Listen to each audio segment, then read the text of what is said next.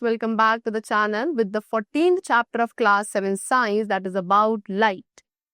All right, let's start with this chapter with a very important form of energy which makes life possible on the earth, whether it is sunlight or any electrical light, right? Let's talk about it. So light, like heat, is a form of energy. Student, heat की तरह light भी क्या है, एक form of energy है. आप heat को देख नहीं सकते लेकिन हीट के इफेक्ट को फील कर सकते हो, राइट? तो सिमिलरली इस तरीके से हम लाइट को देख नहीं सकते बट ऑब्जेक्ट जो हमारे सराउंडिंग्स में है उनको आप जरूर देख सकते हो, बिकॉज लाइट के थ्रू वो ऑब्जेक्ट्स विजिबल हो जाते हैं.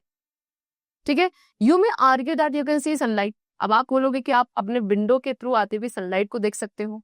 एक्चुअली जो आप स्टूडेंट्स में देख रहे हैं ना, वो डस्ट पार्टिकल्स है जो सनलाइट के थ्रू रिफ्लेक्ट हो रहे हैं. अगर आपके उन एयर में 10 पार्टिकल्स नहीं होते, ठीक है, लाइट को रिफ्लेक्ट करने के लिए पार्टिकल्स प्रेजेंट नहीं होते, तो आप उस लाइट को भी देख नहीं पाते. एस्ट्रोनॉट्स जो स्पेस के थ्रू ट्रैवल करते हैं वो केवल डार्कनेस को देख पाते हैं, दो भले ही उनके चारों तरफ लाइट स्ट्रीम कर रही है स्टिल. सनलाइट भी क्या होती है, sunlight to passes unseen through space. Sunlight भी स्पेस के थ्रू अनसीन होती है, दिखती नहीं है, बट जब वो हमारे वर्ल्ड में एंटर करती है तो हमें वो क्या विजिबल हो जाते हैं, क्योंकि वो डस्ट पार्टिकल्स के थ्रू रिफ्लेक्ट होती है ना. एयर में जो प्रेजेंट डस्ट पार्टिकल्स है उनके थ्रू वो लाइट रेज रिफ्लेक्ट होती है, therefore we are able to see it. Alright, चलो नाउ सोर्सेज ऑफ लाइट. अब लाइट के सोर्सेज की बात करें तो एक ऑब्जेक्ट जो लाइट प्रोड्यूस करता है that is called source of light. And various sources of light are there जिन्हें हम टू मेन हेड्स में क्लासिफाई करेंगे, that is natural and other one is man made source. Natural source of light क्या है, तो sun आपका main natural source of light है. Stars भी आपके नेचुरल सोर्स ऑफ लाइट है, बट वो अर्थ से काफी ज्यादा डिस्टेंस पे है, देयरफॉर हमें उनकी जो लाइट है वो बहुत पुअर रेट पर रिसीव होती है. द मून लाइट जो आप एक्चुअल में रिसीव करते हो वो वही सनलाइट है जो हमें रिफ्लेक्ट हो रही है from the surface of the moon. ठीक है, चलो next we have man made sources of light. तो मैन मेड सोर्सेज कौन से हैं लाइट के, that is candle, lamp, gas light, electric lamp, fluorescent tube, fire, they all give us light. And ये सभी आर्टिफिशियल सोर्सेज ऑफ लाइट हैं जो कि मैन मेड है. इन सभी सोर्सेज के थ्रू जो लाइट होती है स्टूडेंट, वो डिफरेंट मेथड्स के थ्रू ऑब्टेन होती है, जैसे कि burning of wax, oil, heating the materials until they began to glow, etcetera. Now next we talk about nature of light. तो for thousand of years से the people, लोग actual में nature के true nature को, light के true nature को समझने की कोशिश कर रहे हैं, है ना. द एंशिएंट ग्रीक्स थे, उनका मानना था कि लाइट आपकी क्या है, रेज ऑफ मैटर है जो किसके थ्रू, उस ऑब्जेक्ट के थ्रू प्रोड्यूस होती है जिसको भी आप देख रहे हैं. लेटर उसके बाद ये प्रूव हुआ कि लाइट एक फॉर्म ऑफ एनर्जी है एंड किसी भी सोर्स के थ्रू स्प्रेड आउट हो जाती है. ठीक है, जिस सोर्स से भी प्रोड्यूस हुई है उससे वो बाहर की तरफ स्प्रेड आउट हो जाती है. तो light is that form of energy जो आपकी आईज को इफेक्ट करती है इस तरीके से कि आपके आईज में एक साइड का सेंसेशन प्रोड्यूस होता है. Now how light travels, light कैसे ट्रैवल करती है, तो रेडिएंट हीट की तरह लाइट को किसी भी मटेरियल मीडियम की रिक्वायरमेंट नहीं है ट्रैवल करने के लिए. ठीक है, अगर ऐसा होता तो सनलाइट हम तक कभी भी पहुंच नहीं पाती थ्रू स्पेस, बिकॉज स्पेस बिल्कुल एम्प्टी है. सो द लाइट जो एक बॉडी के थ्रू प्रोड्यूस होती है, चाहे वो सन हो, कैंडल हो, इलेक्ट्रिक बल्ब हो, वो सभी डायरेक्शंस में ट्रैवल करती है. एंड कैसे, स्ट्रेट लाइंस में ट्रैवल करती है. Alright, it can not bend. Light bend नहीं हो सकती, ना ही कॉर्नर्स के अराउंड फ्लो होती है. एंड इस मोड ऑफ ट्रैवलिंग को, ये लाइट के स्प्रेड होने का जो मोड है स्ट्रेट लाइंस में, उसे कहा जाता है रेक्टिलिनियर प्रोपगेशन. ऑलराइट, चलो next we have what, light rays. Now student, a straight path, एक स्ट्रेट पाथ जिसके थ्रू लाइट ट्रैवल करती है उसे आप रे ऑफ लाइट कहते हो. द एरो, यहाँ पे जो एरो मार्क होगा वो लाइट की डायरेक्शन को शो करता है. एंड रेज के कलेक्शन को कहा जाता है पेंसिल और अ बीम ऑफ लाइट. अब बीम ऑफ लाइट पैरेलल हो सकता है, कॉन्वर्जिंग हो सकता है और डाइवर्जिंग भी हो सकता है. पैरेलल बीम ऑफ लाइट कौन सा होगा, पैरेलल बीम ऑफ लाइट में लाइट रेस एक दूसरे के पैरेलल होंगी एंड इन रेस के बीच का जो डिस्टेंस होगा वो सेम रहेगा. फॉर एग्जांपल सन रे, जो सन रे एक विंडो के थ्रू एंटर करती है, रूम की विंडो के थ्रू, वो एक पैरेलल बीम ऑफ लाइट बनाती है. कुछ see this picture, this is a parallel beam of light. Then convergent beam of light में जो रेज होती है वो एक पर्टिकुलर पॉइंट पे जाके मीट हो जाती है एंड उन रेज के बीच में जो डिस्टेंस होता है वो डिक्रीज होता चला जाता है. This is a convergent beam of light. Different direction से डिफरेंट रेज ऑफ लाइट आएंगे लेकिन एक पर्टिकुलर पॉइंट पे जाके मीट हो जाती है. Third one we have is divergent beam of light. Divergent beam of light में रेज एक पर्टिकुलर पॉइंट से निकलकर डिफरेंट डायरेक्शंस में स्प्रेड होती है ऑलराइट, एंड जो डिस्टेंस उनके बीच में होगा it will goes on increasing. You could see this is the divergent beam of light. यहाँ पे इस पर्टिकुलर पॉइंट से रेज निकल रही है एंड डिफरेंट डायरेक्शंस में स्प्रेड हो रही है. ऑलराइट, चल now next we have the topic reflection of light. Students, when you bounce, जब आप एक बॉल को वॉल पर क्या थ्रो करते हो तो वो बॉल उस बॉल पे जाती है, स्ट्राइक करती है, स्ट्राइक करके बाउंस बैक हो जाती है. ऑलराइट, ठीक है, it will hit the wall and return to you. तो जो इसी तरीके से एक लाइट जब एक ऑब्जेक्ट पे फॉल करती है वो भी सिमिलरली बिहेव करती है. ठीक है, लाइट का एक पार्ट वापस टर्न हो जाता है या रिफ्लेक्ट हो जाता है, एंड जो रेस्ट ऑफ द लाइट है वो या तो एब्जॉर्ब हो जाती है ऑब्जेक्ट के थ्रू या उस ऑब्जेक्ट से पास हो जाती है. नाउ हाउ वेल, अब कितना अच्छे तरीके से एक सरफेस लाइट को रिफ्लेक्ट करेगा वो डिपेंड करता है सरफेस का नेचर कैसा है. शाइनी स्मूथ सरफेसेस लाइट को ज्यादा बेटर तरीके से रिफ्लेक्ट करते हैं, वेराज जो डल एंड रफ सरफेसेस होते हैं वो उतना अच्छे से लाइट का रिफ्लेक्शन नहीं कर पाते. सो जब एक बीम ऑफ लाइट किसी स्मूथ सरफेस से फॉल करेगा तो सारी जो रेज हैं बीम की वो पर्टिकुलर डायरेक्शन में रिफ्लेक्ट होंगे, जिससे आप रेगुलर रिफ्लेक्शन कहते हो. But on the other hand अगर एक बीम ऑफ लाइट किसी अनइवन सरफेस पे स्ट्राइक होती है तो वहां से वो लाइट रेज डिफरेंट डायरेक्शंस में सेंट बैक होती है या स्कैटर हो जाती है, एंड इसी को बोला जाता है irregular reflection of light.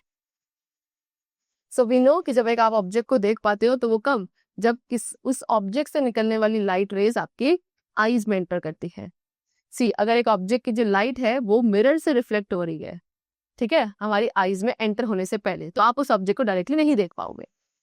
We see a representation of the object in the mirror, जिसे हम उसकी इमेज कहते हैं. तो it should be clear from the figure कि मोर लाइट आपके आईज तक पहुंचती है एक रेगुलर रिफ्लेक्शन के बाद as compare to an after irregular reflection. Now plane mirror जिसे आप लुकिंग ग्लास के लिए भी यूज करते हो, वो एक हाईली पॉलिश ग्लास से बना होता है जिसपे उसकी बैक पर एक सिल्वर कोटिंग होगी. फ्लैट स्मूथ सरफेस इंश्योर करता है कि जो उसके ऊपर लाइट रेज फॉल हो रही हैं वो रेगुलर रिफ्लेक्शन में वापस आए. शाइनी सिल्वर लेयर आपके रिफ्लेक्शन को इंक्रीज कर देती है एंड लाइट के एब्जॉर्प्शन को रिड्यूस कर देती है. डार्क पेंट यूजुअली रेड या ऑरेंज कलर का होता है उस सिल्वर लेयर के पीछे जो उसे प्रोटेक्ट करता है एंड ऑल्सो एंश्योर्स कि लाइट आपके उस मिरर के थ्रू पास ना हो. सो इस तरीके से एक plane mirror most of the light rays जो उसके ऊपर फॉल कर रही है उसे रिफ्लेक्ट कर देता है एंड एक क्लियर इमेज बनाता है. अगर एक प्लेन मिरर का सरफेस अनइवन हो जाता है या जो उसके ऊपर सिल्वर कोटिंग है वो डैमेज हो जाती है तो उसके थ्रू बनने वाली इमेजेस भी कैसे होने लगती हैं, अनक्लियर. ऑलराइट, चलो now student will talk about the laws of reflection. See, a ray of light, एक रे ऑफ लाइट जो मिरर पे फॉल करती है उसे आप इंसिडेंट रे कहते हैं. फिर जो रे उस मिरर से रिफ्लेक्ट होकर बाउंस बैक होती है उसे आप रिफ्लेक्टेड रे कहते हैं. ठीक है, जो स्ट्राइक करेगी उसे इंसिडेंट रे एंड स्ट्राइक करके जो बाउंस बैक हो जाएगी उसको रिफ्लेक्टेड रे. देन एक परपेंडिकुलर लाइन स्टूडेंट मिरर पे बनाई जाती है, ठीक है, उसे हम नॉर्मल कहते हैं. ऑलराइट, जो पॉइंट ऑफ इंसिडेंस है, पॉइंट ऑफ इंसिडेंस क्या होता है, द पॉइंट जिसपे आपकी इंसिडेंट रे स्ट्राइक कर रही है उस पॉइंट को पॉइंट ऑफ इंसिडेंस कहा जाता है. You could see over here, ये आपका मिरर है. सो ये आपकी यहाँ पे एक रे है जो इस मिरर को स्ट्राइक कर रही है. ठीक है, इस रे को इंसिडेंट रे कहा जाएगा एंड इस पॉइंट पे, जिस पॉइंट पे स्ट्राइक कर रही है, this point is known as incident point और पॉइंट ऑफ इंसिडेंस. यहां से स्ट्राइक करने के बाद रे इस तरीके से वापस चली गई, इसे कहेंगे रिफ्लेक्टेड रे. अब यहाँ पे एक आपने इमेजिनरी लाइन बनाई है जो कि परपेंडिकुलर है at the point of incidence, इसे बोला जाएगा नॉर्मल रे. Alright, and you have already mark the incident and the reflected raise beside the position of the mirror. चलो नाउ द एंगल, अब वो एंगल जिसपे इंसिडेंट रे, जो इंसिडेंट रे और नॉर्मल के बीच में होता है, this is incident ray and this is normal ray. अब इसके बीच में ये जो एंगल है this is known as angle of incidence. Alright, and then ये रिफ्लेक्टेड रे और इस नॉर्मल रे के बीच में ये जो एंगल है इसे बोलेंगे angle of reflection. The angle which the incident ray makes with the normal is called angle of incidence and the angle which reflected ray makes with the normal that is known as angle of reflection. Right, and mirror की हर एक position के लिए दोनों angles equal होने चाहिए, यानी कि angle of incidence should be equal to angle of reflection. This is the first law of reflection. In other words, जिस एंगल पे एक लाइट मिरर को स्ट्राइक करती है वो एंगल सेम होता है, उस एंगल के बराबर होता है जिसपे वो लाइट रे मिरर को छोड़कर जा रही है आफ्टर रिफ्लेक्शन, एंड इसे कहा जाता है law of reflection which normally state कि angle of incidence is equal to the angle of reflection. Now student, in the diagram which you have drawn, आपने देखा होगा कि यहाँ पे जो रे है एंड जो नॉर्मल है वो सेम प्लेन ऑफ पेपर पे लाई कर रही हैं.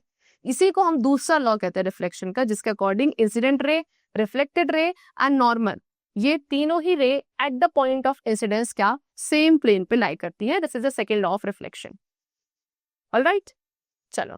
Now student, you may have found it a little difficult to trace the path of the incident ray and reflected ray in the previous activity. This is because no matter कि कितने narrow आप slit को बनाते हो, आपको एक beam of light मिलेगा जो कि रे आपका straight line के through represent नहीं किया जा सकता. Alright? चलो. Now next we will talk about what real and virtual images. ठीक है, अब आते हैं हम रियल एंड वर्चुअल इमेजेस पे. So students, when you look into a mirror, जब आप एक मिरर में देखते हो तो आपकी इमेज जो है आपको कहीं इसके पीछे बनती हुई दिखाई देती है. ठीक है, just as the image of the pin seem to be are A and B1 in the figure. However, अगर आप ऐसी इमेज को लोकेट करने की कोशिश करते हो एक स्क्रीन को प्लेस करके बिहाइंड द मिरर, तो वहां पे कोई भी इमेज आपको स्क्रीन के पीछे बनती हुई नहीं दिखेगी. तो एक इमेज जो स्क्रीन पर फॉर्म नहीं होती है उसे आप वर्चुअल इमेज कहते हैं. रेज ऑफ लाइट एक्चुअली एक वर्चुअल इमेज के थ्रू पास नहीं होती है. एंड हमारे लिए जो रेज ऑफ लाइट है ना, वो बेंट होने के बाद आपको एक सर्टेन पॉइंट्स आती हुई दिखती है. एंड वी गेट ट्रिक्ड, हम यहाँ पर ट्रिक्ड हो जाते हैं, ये सोचने लगते हैं कि एक इमेज है जो उस पॉइंट पे बन रही है. ऑन दी अदर हैंड, वहीं अगर आप एक रीडिंग ग्लासेस या मैग्नीफाइंग ग्लास को एक स्क्रीन के बीच में प्लेस करते हो तो वहां पे एक इमेज आपकी स्क्रीन पर बनती है जिसे आप रियल इमेज कहेंगे. एंड इस केस में इमेज जो है रेज ऑफ लाइट के थ्रू फॉर्म होती है जो एक्चुअली उसके थ्रू पास हो रही है. ठीक है, कैमरास, प्रोजेक्टर्स, ये सभी रियल इमेजेस बनाते हैं. ठीक, चलो. Now locating the image formed by a plane mirror. See, although आपको जो इमेजेस एक मिरर के थ्रू बनती है वो स्क्रीन पर भले ही ना मिलती हो, लेकिन आप उस पॉइंट को लोकेट कर सकते हो where it appears to be by tracing the path taken by the reflected rays. Alright, चलो. Now student, what they have given you that the virtual image formed by a plane mirror is as far behind it as the object is in front of it. सबसे पहली चीज क्या है कि जो virtual images एक plane mirror बनाता है वो कितने पे उतने ही डिस्टेंस पे होती है फ्रॉम द मिरर जितने डिस्टेंस पर ऑब्जेक्ट रखा गया है फ्रॉम द मिरर. यानी कि जो डिस्टेंस है ऑब्जेक्ट एंड प्लेन मिरर के बीच में वो इक्वल होता है उस डिस्टेंस के जो इमेज और प्लेन मिरर के बीच का है. ऑलराइट, दैट इज वाई, इसीलिए अगर आप एक ऑब्जेक्ट को मिरर के क्लोज लेकर जाएंगे तो इमेज भी आपको क्लोजर आती हुई दिखती है. चलो, then after that student, what they have given you that you can find the size of an image. अब आप एक इमेज का जो प्लेन मिरर बनाता है उसका साइज को भी फाइंड आउट कर सकते हैं.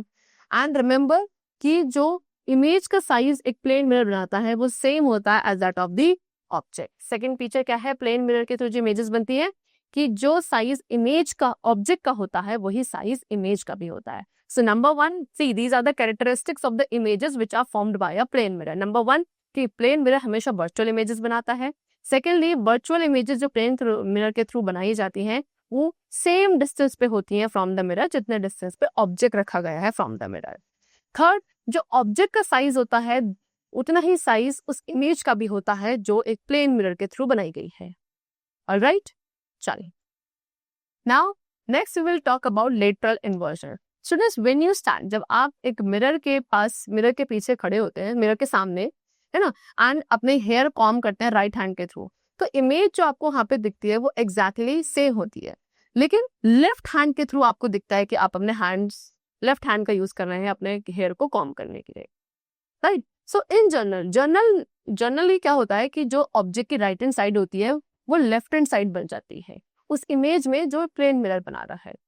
एंड अगर लेफ्ट हैंड साइड है तो वो इमेज में राइट हैंड साइड दिखती है. इसी इंटरचेंज ऑफ साइड्स को जो ऑब्जेक्ट और इमेज के बीच में होता है उसे कहा जाता है लेटरल इन्वर्जन. ठीक है, आपने कुछ लेटर्स दिए इंग्लिश अल्फाबेट के मिरर के सामने एंड देन सी कि हाउ दे लुक. तो वर्ड जैसे आपको ये एम्बुलेंस के जो वर्ड्स होते हैं ये आपके लेटरली इन्वर्टेड लिखे जाते हैं एम्बुलेंस के फ्रंट में, सो दैट जो ड्राइवर उस एम्बुलेंस के आगे है वो अपने रेयर व्यू मिरर में उस वर्ड को क्लियरली देख सके एंड उसको पाथ प्रोवाइड कर सके टू मूव अहेड. चलो, now see, so we can say that the image form by a plane mirror. अब क्या कह सकते हैं कि प्लेन मिरर के थ्रू जो इमेजेस बनती हैं वो वर्चुअल होती हैं. They are formed as far behind the mirror as the object is in front of it.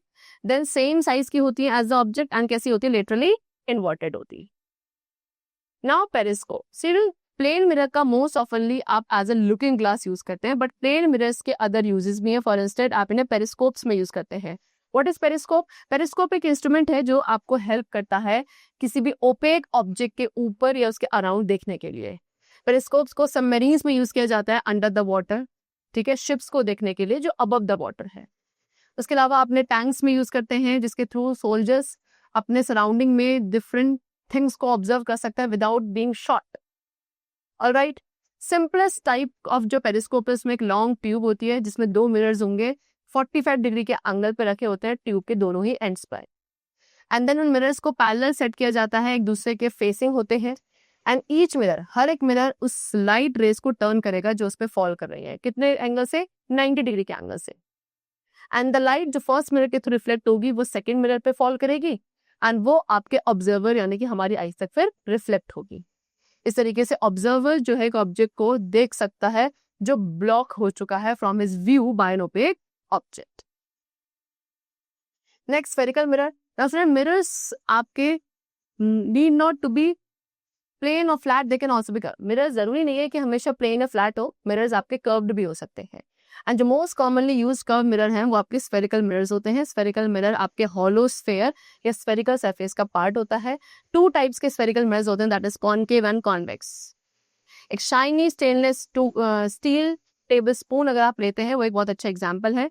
Spoon की जो इनर अंदर वाली हॉलो साइड है वो कॉनकेव मिरर है ना, बिकॉज वो सेंटर पे केव हो रही है. एंड स्पून का जो बैक सरफेस है वो कॉन्वेक्स मिरर है क्योंकि वो सेंटर से बाहर की तरफ बल्ज आउट हो रहा है. अब कॉनकेव मिरर कैसे बनता है? आपने कॉनकेव ग्लास सरफेस लिया और इसके बैक साइड को सिल्वर कलर कर दिया, सिल्वर पेंट कर दिया, तो कॉनकेव मिरर मिल जाएगा.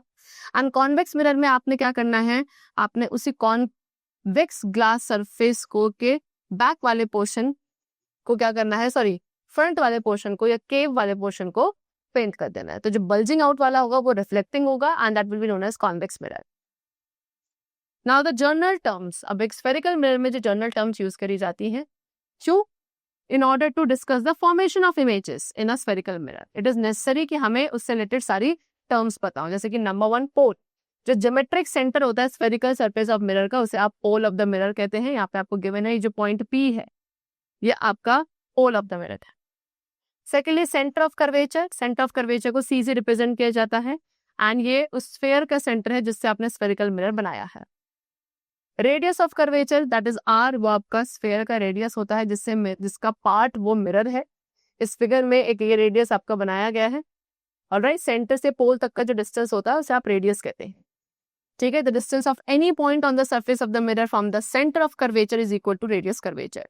एंड किसी भी पॉइंट पे जो रेडियस होता है वो नॉर्मल होता है to the mirror of that point. Principal axis. Students, यहाँ पे जो लाइन है PC है ना, अगर आप इस लाइन को प्रोड्यूस करते हैं, ठीक है, जो आपके पोल को सेंटर ऑफ कर्वेचर के साथ ज्वाइन कर रही है, इस लाइन को अगर आप क्या करेंगे, प्रोड्यूस करेंगे, दोनों ही तरफ एक्सटेंड करेंगे तो वो क्या कहलाएगा, principal axis of the mirror. Now focusing effect of a spherical mirror that is focus and focal length.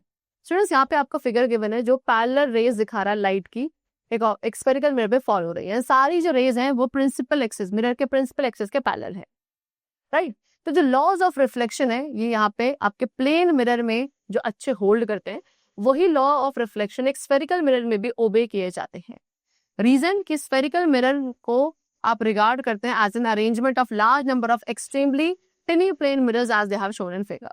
सो इसीलिए जब एक रे ऑफ लाइट किसी पॉइंट पे फॉल करेगी वो एक स्मॉल प्लेन मिरर से रिफ्लेक्ट होती है इस पॉइंट पर, एंड इस तरीके से कि जो एंगल ऑफ इंसिडेंस है उस पॉइंट पे वो एंगल ऑफ रिफ्लेक्शन के इक्वल हो जाता है.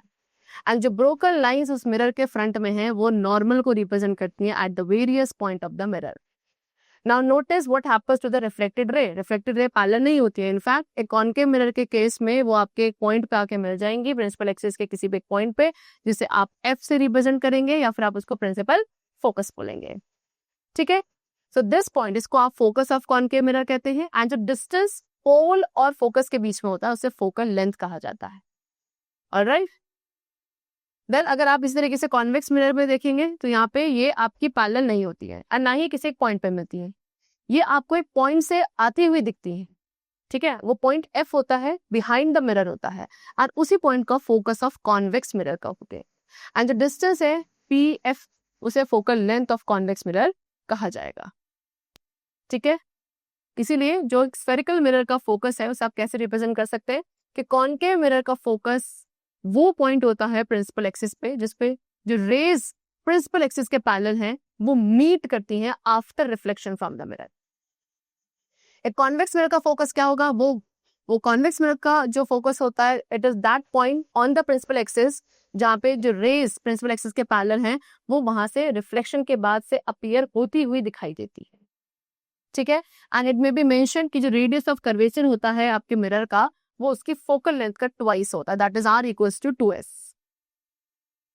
Now student, drawing of ray diagrams for spherical mirror. So concave and convex mirror images बनाते हैं ल्यूमिनस और इल्यूमिनेटेड ऑब्जेक्ट्स की जो आप उनके फ्रंट में प्लेस कर रहे हैं। So as in the case of plane mirror आपको यहाँ पे पोजीशन, साइज एंड नेचर मिल सकता है इमेज का रे डायग्राम्स ड्रॉ करके, and you have already learn कि कैसे रे डायग्राम ड्रॉ किए जाते हैं in case of a plane mirror. ठीक है, आपको एटलीस्ट 2 रेज कंसिडर करनी है जो किसी भी एक पॉइंट से इमर्ज होंगी, है ना, ऑन द ऑब्जेक्ट, एंड जहां पे भी वो मीट होंगी रिफ्लेक्ट होने के बाद वहीं पे उस ऑब्जेक्ट की रियल या वर्चुअल इमेज बनेगी।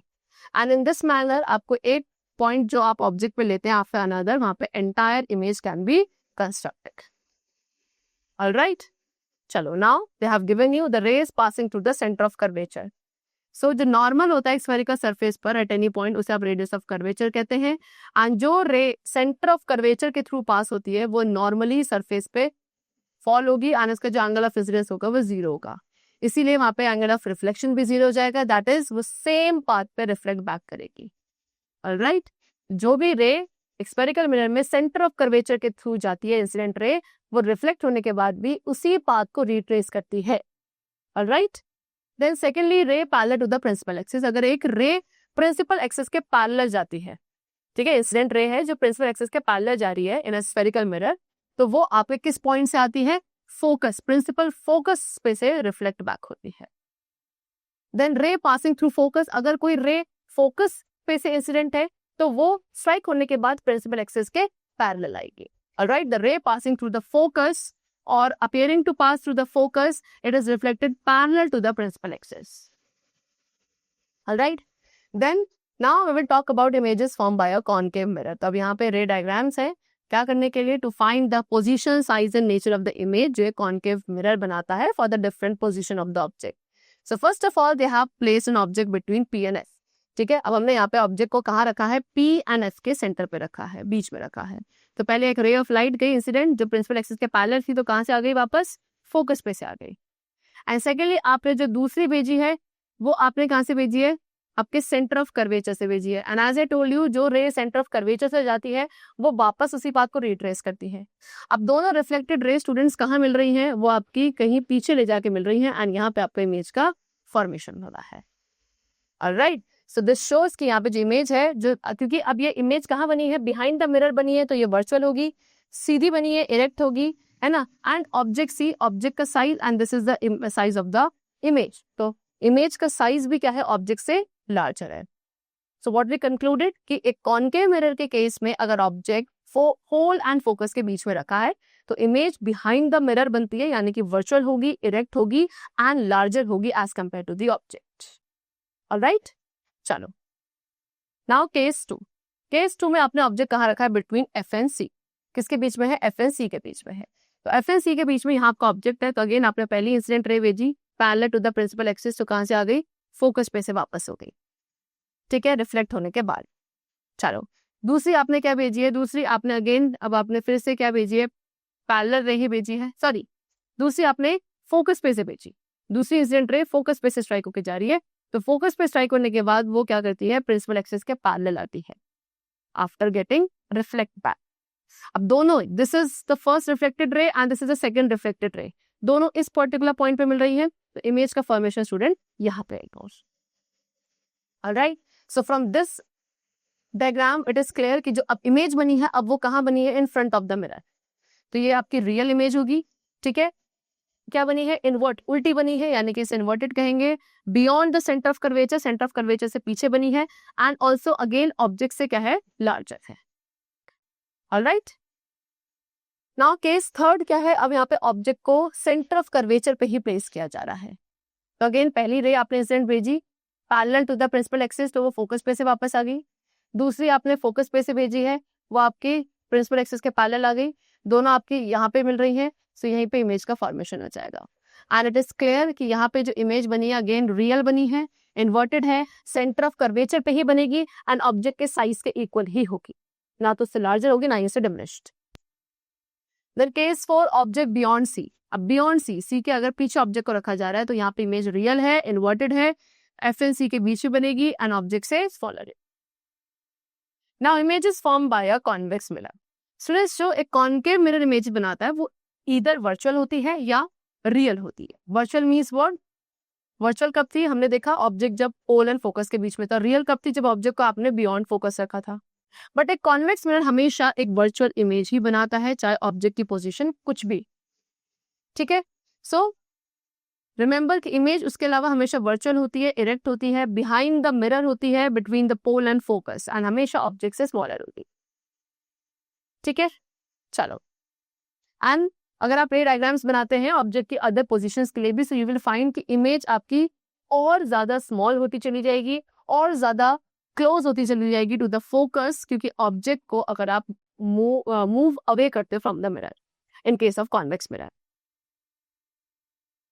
Now they have given you the uses of spherical mirror. के यूजेस यहाँ पे गिवन है।